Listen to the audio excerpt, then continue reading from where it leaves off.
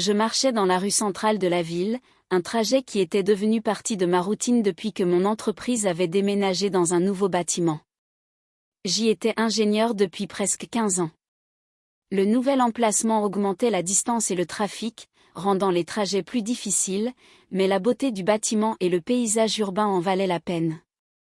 Le centre-ville était rempli de parcs, de places et d'habitants intellectuels.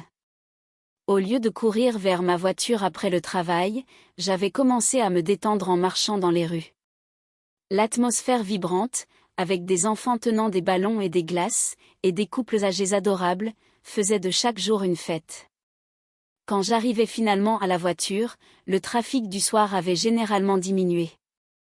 La maison était devenue plus accueillante depuis que Janet s'était installée. L'appartement sentait maintenant les produits fraîchement cuits, les repas faits maison et les parfums féminins. Janet était chaleureuse, aimable et réconfortante. Je sentais mon cœur s'adoucir en sa présence, malgré les difficultés que j'avais affrontées. Tout le monde ne pouvait pas supporter ce qui était arrivé à ma famille. Je croyais que je n'étais plus capable de ressentir des émotions fortes, mais Janet m'a prouvé le contraire, apportant une joie calme et silencieuse à ma vie. Ensemble, nous aimions regarder des séries télévisées, faire des pique-niques avec des amis et voyager au bord de la mer pendant la basse saison. Pourtant, je n'étais pas complètement libérée de pensées lourdes. Comment pourrais-je l'être, alors que le destin de Suzy, ma fille, restait un mystère? Les jeunes parents avec de petits enfants, surtout les filles de 4 à 5 ans, attiraient toujours mon attention. Une fois, j'ai observé une famille en particulier, une jeune mère et un père portant un t-shirt imprimé et des shorts en jean, avec 2 enfants, un garçon de 8 ans, l'air ennuyé, et une fille curieuse de 4 ans. J'ai remarqué que les parents semblaient un peu fatigués des questions incessantes de leur fille. La mère répondait par des mots courts, tandis que le père, parfois, demandait irritablement à l'enfant de se taire. Je pensais à quel point ces jeunes parents ne réalisaient pas la joie de tenir la main de leur fille et de converser avec elle. Je répondrais volontiers à 1 million de questions d'une fille de 4 ans. Comme on dit, souvent nous n'apprécions pas ce que nous avons.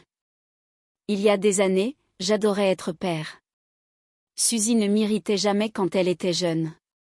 Peut-être parce que Janet et moi avions tellement désiré avoir un enfant.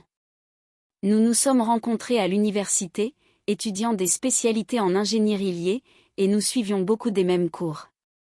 J'ai remarqué Janet rapidement, une belle étudiante calme avec de grands yeux bleus. Étant l'une des rares femmes de notre faculté, elle se démarquait avec ses cheveux ondulés clairs, ses yeux grands ouverts et ses traits raffinés. Mais je n'étais pas attirée uniquement par sa beauté, mais aussi par sa sincérité. Contrairement aux autres filles, Janet ne flirtait pas ni ne trompait, elle était véritablement passionnée par ses études, tout comme moi. Les tentatives de romance des autres étudiants étaient fermement rejetées.